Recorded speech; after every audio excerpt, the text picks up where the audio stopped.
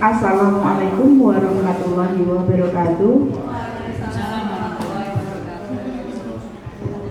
Bismillahirrahmanirrahim.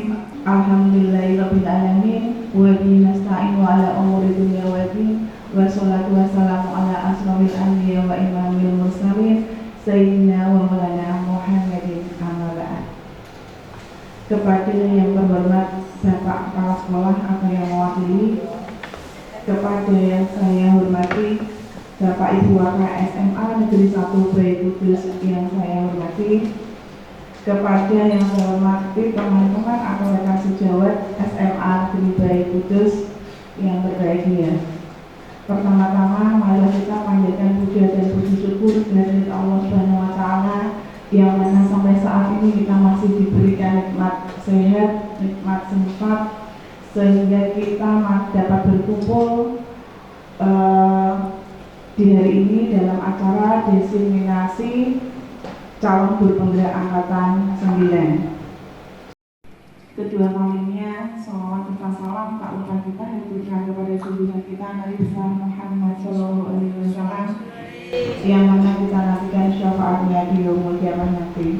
Saya pembawa acara akan membacakan susunan acara pada pagi hari ini. Yang pertama adalah pembukaan meeting, yang kelima presentasi, keenam diskusi, dan yang ketujuh penutup. Marilah untuk mengawali acara ini kita buka bersama-sama dengan bacaan basmalah. Bismillahirrahmanirrahim. Yang kedua doa kepada Bapak Samsul dipersilakan.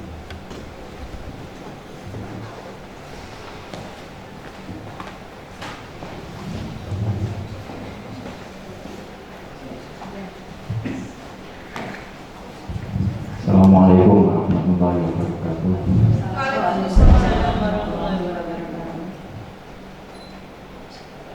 A'udzubillahi minasyaitonir rajim. Bismillahirrahmanirrahim. Allahumma shalli wa sallim ala sayyidina Muhammadin fil awwalin wal akhirin wa ala alihi wa sahbihi wa sallam ajma'in.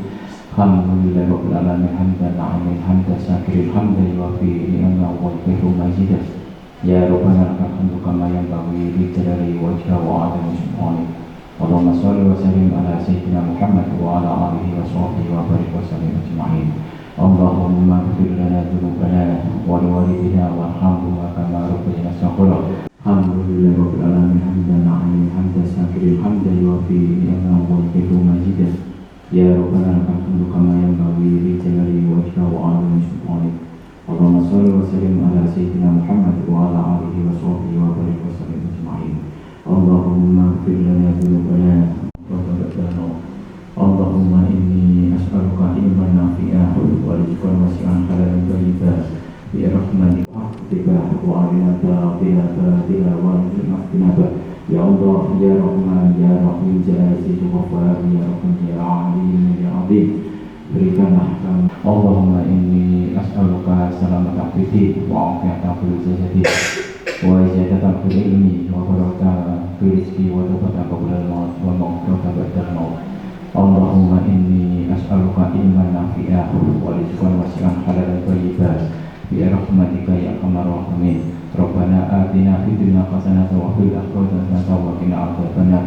Allahumma arina al-haqqa haqqan wa arina al-batila batilan warzuqna ijtinabah. Ya Allah, ya Rahman, ya Rahim, ya Aziz, Ghaffar, ya Rahman, ya Alim, ya Azim, berikanlah kami ilmu yang manfaat, berikanlah kami ridhoilah kami, ridhoilah pertemuan ini menjadi pertemuan ilmu yang manfaat, yang barokah. Berikanlah acara ini diberikan kelancaran dan ridhoilah acara ini menjadi majelis ilmu yang bermanfaat bagi kami, anak-anak kami, cucu kami, bangsa kami, dan sekolah kami. Rabbana taqabbal minna innaka antas samiul alim wa tub 'alaina innaka antat tawwabur rahim. Wa sallallahu ala sayyidina Muhammad wa ala alihi wa sahbihi wa sallam ajma'in. Subhana rabbika rabbil izzati amma yasifun wa salamun alhamdulillahi alamin. Al-Fatihah.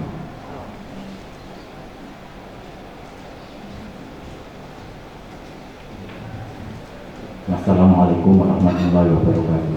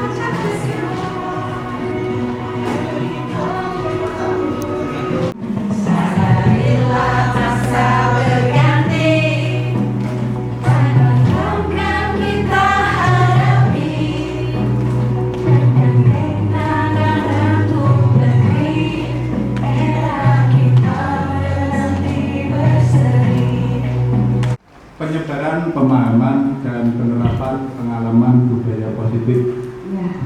Nah, nanti monggo Bu Ika, waktu dan tempat kami persilakan. Ya. Terima kasih atas waktu yang telah diberikan kepada saya. Pembelajaran kita itu lebih cenderung ada yang dulu ya teacher center, kemudian ada kurikulum 2013, kemudian ada CBSA dan lain sebagainya. Di sini nanti ada pembelajaran dengan paradigma baru, yaitu seorang penghukum, pembuat rasa bersalah, teman, pemantau, dan manajer. Di sini kalau berpikir menang atau kalah, yang teori kontrol model berpikir menang-menang. Jadi siapa yang sesungguhnya memiliki kontrol adalah orang tersebut, atau yang kita lakukan memiliki tujuan tertentu, dan semua usaha terbaik yang kita lakukan adalah dalam rangka agar kebutuhan dasar kita terpenuhi dengan baik. Jadi ketidaknyamanan atau hukuman itu biasanya dari motivasi eksternal. Kalau untuk mendapatkan imbalan dari orang lain itu motif. Di sini ada apa ya namanya? Mencoba mengetes Bapak Ibu soal perbedaan hukuman dan konsekuensi. Mohon memberi jawaban. Yang pertama, di sini mencatat 100 kali di dalam buku kalimat saya tidak akan terlambat lagi karena terlambat ke sekolah. Itu termasuk hukuman atau konsekuensi Bapak Ibu? Hukuman, ya betul. Yang kedua, lari mengelilingi lapangan basket 2 kali karena terlambat hadir di sekolah. Hukuman. Yeah. Kemudian murid diminta untuk push up 15 kali karena tidak menggunakan masker ke sekolah. Hukuman juga, ya. Kemudian menggalikan kertas tugas teman yang telah dicoret-coret. Konsekuensi. Yeah. Kemudian membersihkan tumpahan air di meja tulis karena tersenggol pada saat belajar. konsekuensi. Dan selanjutnya Pak, next. Ya, ini jawabannya hukuman, konsekuensi. Kemudian murid disuruh untuk tidak mengenakan sepatu seharian di sekolah, itu hukuman. Sudah ada jawabannya. Next, ya. Ya, nah ini perbedaan hukuman dan konsekuensi. Hukuman itu sesuatu yang menyakitkan dan harus terjadi. Kemudian kalau konsekuensi sesuatu harus terjadi. Membuat anak sakit, fisik maupun hati untuk jangka waktu yang lama. Loro hati, loro jeru biasanya itu kalau yang punya apa? Tinggal satu. Kalau yang perasa orangnya mungkin bikin satu. Kemudian membuat anak merasa tidak nyaman dalam jangka waktu yang pendek. Kemudian kalau ada hukuman itu anak membenci kedisiplinan. Kalau konsekuensi anak menghargai disiplin. Hukuman bersifat paksaan, sedangkan konsekuensi stimulus tanggapan. Hukuman mendorong anak menyakiti diri sendiri, konsekuensi mendorong anak agar mudah menyesuaikan diri. Kemudian hukuman itu konsep diri yang buruk, anak belajar untuk menyembunyikan kesalahan, marah, merasa bersalah, dipermalukan, merasa tak dihargai. Biasanya seperti itu kalau mendapatkan hukuman. Ada rasa marah, rasa bersalah, malu, dan tidak dihargai. Kalau konsekuensi, konsep diri yang baik, anak belajar untuk mematuhi peraturan. Kemudian untuk konsekuensi adalah kehilangan hak, dibuat tidak nyaman, Bu. Nah, diasingkan untuk sementara atau time out. Kamu silakan keluar dulu, jangan mengikuti kegiatan ini, misal seperti itu. Next, Pak. Ya. Nah, ini kalau dalam pendidikan guru penggerak kita di sini ada belajar hal baru tentang 5 posisi kontrol, yaitu 5 posisi kontrol guru terhadap siswa khususnya. Yang pertama adalah seorang penghukum, pembuat rasa bersalah, teman, pemantau, dan manajer. Di sini kalau seorang penghukum, guru yang menghukum, guru berbuat biasanya itu menghardik, menunjuk-nunjuk, kemudian menyakiti atau menyindir. Hayo nyekwe, seperti itu biasanya kalau orang Jawa. Kemudian kalau untuk membuat rasa bersalah, berceramah dan mengatakan seharusnya kamu seperti ini, ibu kecewa, nah seperti itu. Kalau untuk teman, membuatkan alasan-alasan untuk muridnya. Ayo, makanya jangan seperti itu, bisa seperti itu. Kemudian untuk pemantau, menghitung dan mengukur. Lalu untuk manajer mengajukan pertanyaan-pertanyaan. Dan kalau untuk guru berkata, kamu tidak melakukannya, awas ya, rasakan itu penghukum. Kalau membuat rasa bersalah, seharusnya kamu sudah tahu, ibu lelah sekali mengatakannya, ibu stres, seperti itu. Teman, ayolah lakukan demi ibu. Maaf, kamu tidak mau. Masa kamu tidak mau? Ingat, ibu pernah bantu, seperti itu. Lalu apa peraturannya untuk pemantau? Lalu untuk manajer, apa yang kita yakini, apa yang bisa kau kerjakan untuk memperbaiki masalah ini? Itu contohnya. Dan nanti dibaca selanjutnya ini. Next. Nah, ini di posisi kontrol apakah aku? Tolong Bapak Ibu dijawab, Bapak Ibu. Saya kecewa sekali dengan kamu. Ini termasuk posisi kontrol apa ya? Kecewa sekali dengan kamu. Apa ini? Nggak tahu. Next lagi Pak. Kamu tidak pernah benar melakukannya. Manajer, penghukum, apa-apa? Masalah. Iya, kuncinya nanti ya di belakang aja ya. Rasa bersalah Pak? Ya. teman di ibu ini apa? Besti ya? Ya. Kemudian next, apakah kamu mau mendapatkan stiker bintang hari ini? Ini ada rewardnya berarti. Dikasih penghargaan. Berarti manajer. Ya. Manajer sebelumnya pemantau. Ya. Terus kalau yang ini manajer, bagaimana kamu bisa menyelesaikan masalah ini? Manajer. Ya, kamu selalu yang paling terakhir. Membuat salah. Membuat salah. Membuat rasa bersalah. Ya, monggo ini kunci jawabannya apa? Saya kecewa sekali dengan kamu itu membuat orang merasa bersalah. Aduh, aku kecewa. Aku dikecewain sama Pak Arif, misal seperti itu. Oh dulu. Gak sampai. Yeah. Kamu tidak pernah benar melakukannya, itu berarti dihukum, merasa dihukum. Nah ini besti. Kemudian stiker apa reward itu ya? Berarti pemantau. Kalau menyelesaikan masalah manajer. Sampun. Next.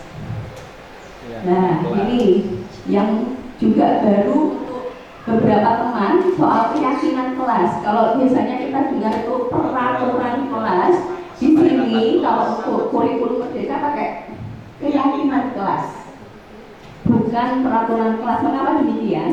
Next.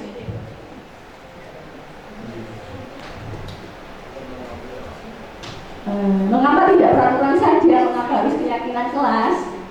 Di sini kita bertanya dulu, mengapa kita memiliki peraturan harus menggunakan helm bila mengendarai kendaraan roda 2? Berarti dari dalam motivasi intrinsik dulu untuk mendukung kembali ke nilai-nilai keyakinan yang lebih menggerakkan seseorang dibandingkan mengikuti serangkaian peraturan-peraturan.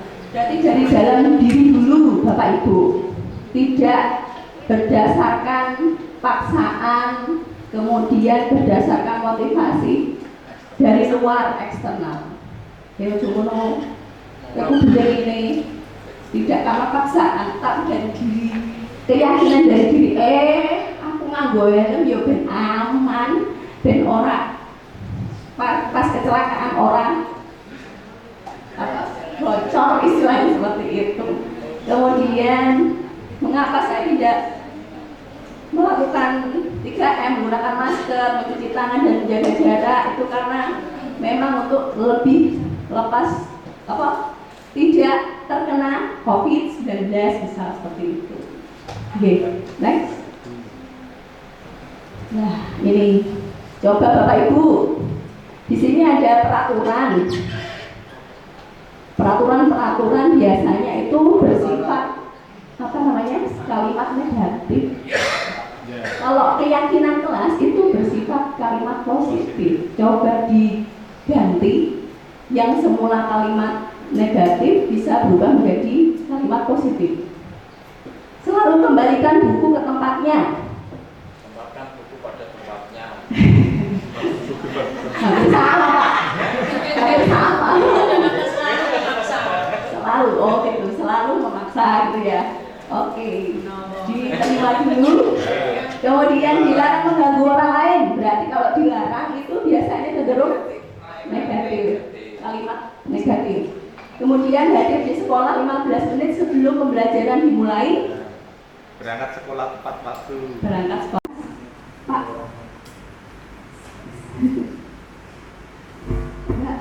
Enggak, yang tadi. Sekolah tepat waktu bisa. Dilarang diganti apa? Dilarang melakukan kekerasan. Sayangilah temanmu. Iya. Oke. Kemudian dilarang menggunakan narkoba. Ayo Bu, sayangilah.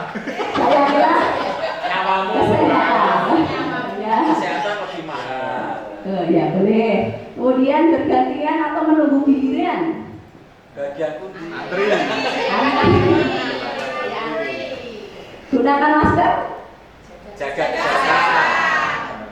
Oke, terima dulu. Jangan berlari di kelas atau koridor. Jalan-jalan Harap tenang.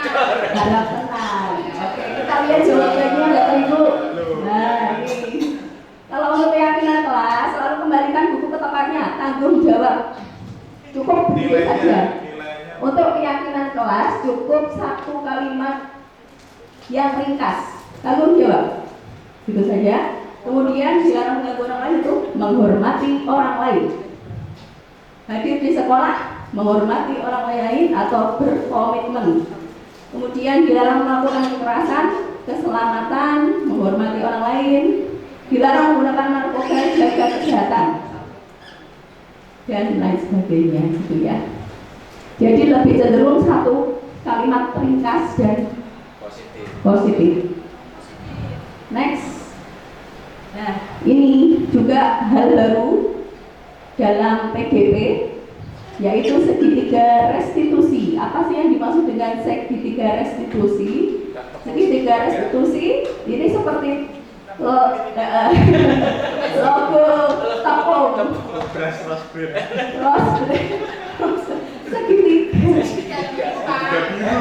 Segitiga biru, kayak logo semen juga. Semen apa, Bu? Semen segitiga. Apa sih itu? Tiga roda. Tiga roda. Salah. Tiga roda segitiga. Ya. Apakah yang dimaksud dengan segitiga restitusi merupakan proses untuk menciptakan kondisi bagi murid untuk memperbaiki kesalahan mereka, sehingga mereka bisa kembali pada keyakinan kelas dan menumbuhkan budaya positif dalam diri. Dimulai dari menstabilkan identitas, kemudian validasi kebutuhan, lalu menanyakan keyakinan. Next, Pak.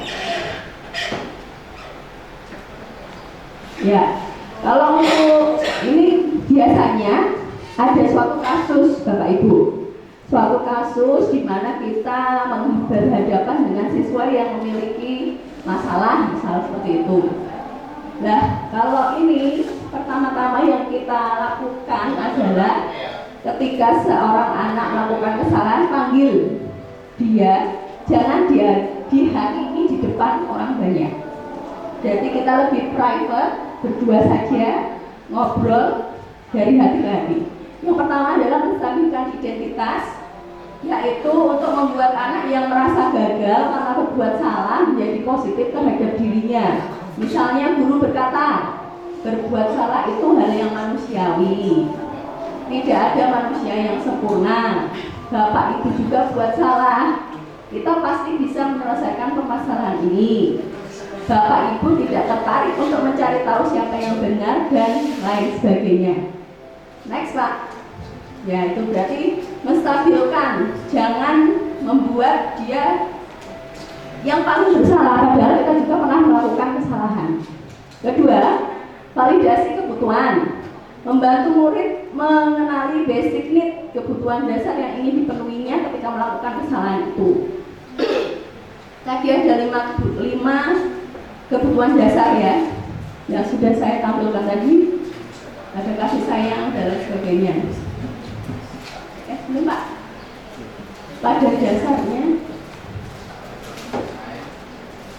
dasarnya setiap tindakan manusia tujuannya adalah memenuhi kebutuhan dasar seperti penguasaan, kebebasan, kasih sayang, rasa diterima, kesenangan atau bertahan hidup. Contohnya, guru itu bisa berkata, kamu bisa saja kan melakukan hal yang lebih buruk.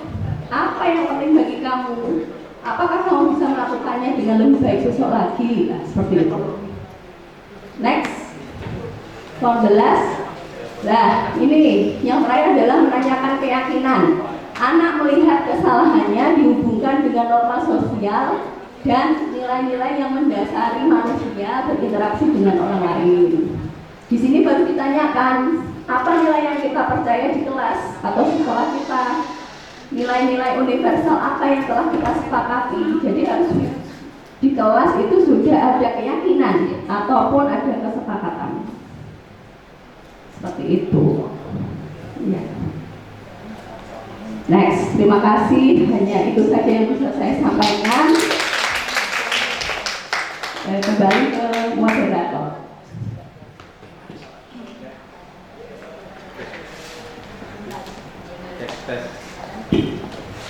Ya, terima kasih Bu Ika untuk paparannya.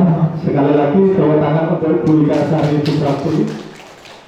Mungkin ini nanti untuk refleksi atau mungkin masukan dari teman-teman yang berkenan dengan tadi untuk kegiatan diseminasi dari Bulga. Mungkin ada masukan atau mungkin ada pertanyaan ya, karena menyingkat waktu kita kasih kesempatan 1 kali saja. Harus. Ya, mungkin Pak Samsul silakan monggo untuk mungkin masukan atau refleksinya. Pertanyaan aja. Boleh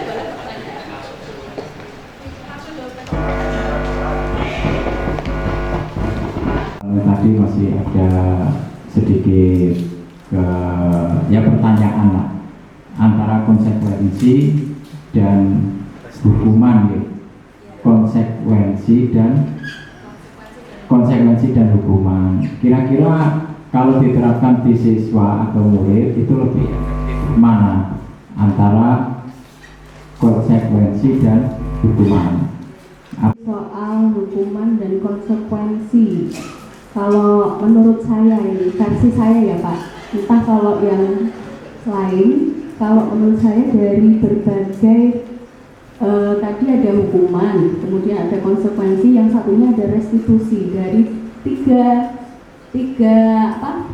pola seperti itu, yang paling baik menurut saya adalah restitusi, karena tujuan akhir dari pembelajaran istilahnya tujuan kita adanya budaya positif ini karena memang untuk lebih menggali ke restitusi, tidak Ini nanti untuk refleksi atau mungkin masukan dari teman-teman yang berkenan dengan tadi untuk kegiatan diseminasi dari Bulga. Mungkin ada masukan atau mungkin ada pertanyaan ya, karena menyingkat waktu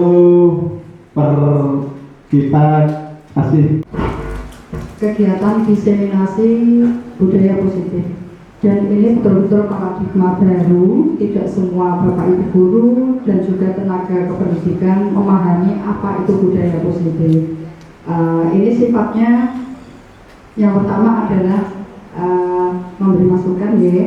Alangkah baiknya kalau diseminasi ini betul-betul diseminasi, artinya mengimbaskan apa yang sudah kita terima di pendidikan guru penggerak, agar Bapak Ibu guru dan juga tenaga kependidikan yang lain juga memahami apa itu budaya positif. Di mana di sekolah itu banyak terkait dengan selain Bapak Ibu guru juga tenaga kependidikan.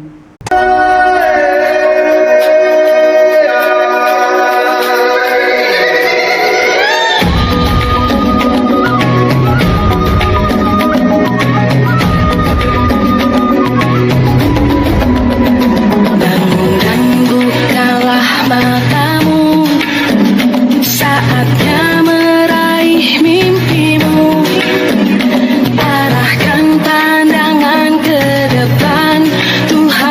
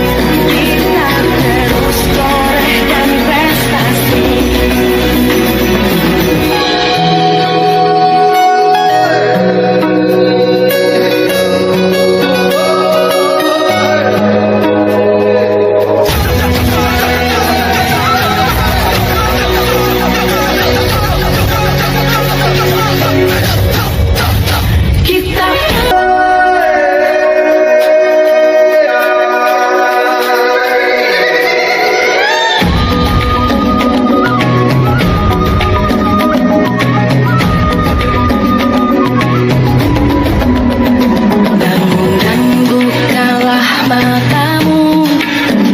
Saatnya